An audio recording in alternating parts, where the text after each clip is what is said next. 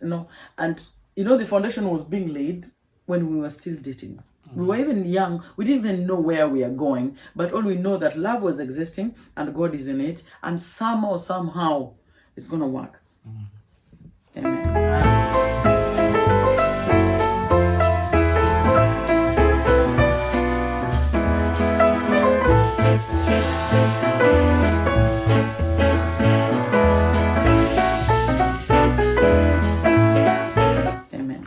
That takes me back to the way we went back to the youth leadership and told them we are now going out, and I would say they didn't take it quite positively at the time. One, because I was a leader, and two, because of the things that were going on at that time. There were a lot of guys our age or older than us that were going out, and they were not setting good examples to those that were under them or those that were looking up to them. And I remember the issue came up to the youth pastor, and it was a really big, very big issue. And the pastor called us in his office, and he asked us if you are dating, and I said yes, we are dating.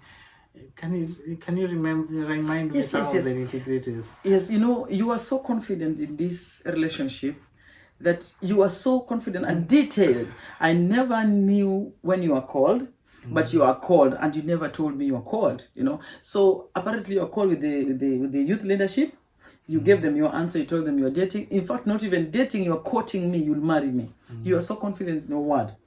So when the youth leader youth pastor also met you, you told him the same.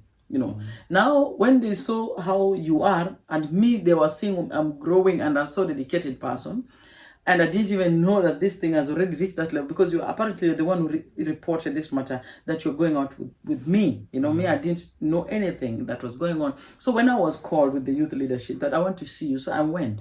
So then they told me you have to stop the relationship and all this kind of thing, And I told them, no, I really don't want to talk about my private matter.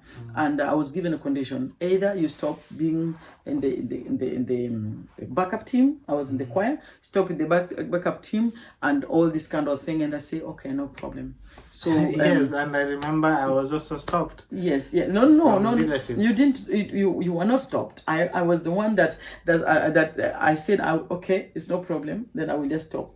So it didn't take much time. It took, I think, 5 days or something like that, and I was called also by the youth leader, pastor, and he also explained to me so many things, because apparently the picture I was getting as these people were thinking that we were sleeping on one another, which was not really going on.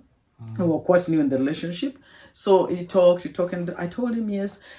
He asked me something very, very much interesting. Are you sure you're going to get married to Lennox? And I said, yes. let the will of God prevail, And this is that was now the issue.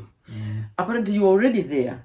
And you said, I am going to marry her. She is my wife. We are courting, not even dating. We are courting, And me, I said, let the will of God prevail. So it's like we are not speaking the same language here. And then we spoke, and now I left that office just okay. And my relationship was, I was already in love. So, and I knew very well that I was doing nothing wrong. And remember during that time, the Lord blessed me a little bit with small money, and we opened a small company. Yeah. So this is where we were both operating, and if we want anything, we're just doing it together. So I was stopped from the choir, and the youth pastor did not stop me actually from the choir. It's the youth leaders that stopped me from the choir. So, but then when you heard this, when I came back and told you, and you also simply stepped out of the ushering department, and they said, okay, you cannot step out of the... No, you are not stopped. You are the one who stepped out of it. Yeah, and you let it be. So, and we maintained our position, coming to the youth fellowship, doing all those things. We never missed. And the preaching was always about us. Yes, I remember. And it was so pricking. It was always like... Sometimes coming to excans, and then the person sharing just throws words. you know it's targeted to you, but you can't say Because anything, you go to church on Sunday and the preaching is about you, and you ask yourself, what is it that I'm doing wrong? And I remember the covenant or your declaration, never mess. You know, there's no this thing in this. So we know ourselves better. Now, we made everything clear, but now it's turning against us. So and it didn't take long. Then the youth leadership had a complete meeting there. Now the youth board, you know, had a complete meeting, and it was like declaration: you people have to stop. Yeah. Yes, and I was being broken. And I got broken because it was getting too much for me. I came here because I wanted to grow. Now somebody's in love with me. I'm already in love now. Now I'm put in a situation that I didn't even want to be part of at all. So I left that place that I'm going to stop this relationship. And I remember you getting broken. Yes. So you escorted me to a place, and that night I could not sleep. You could not sleep. So it was like, what is going on here?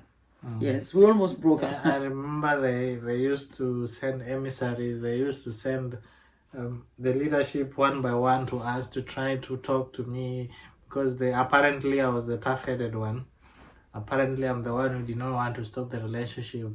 But I kept on telling them the same thing, that they're just wasting their time. We are not going to stop anything because we're not doing anything wrong.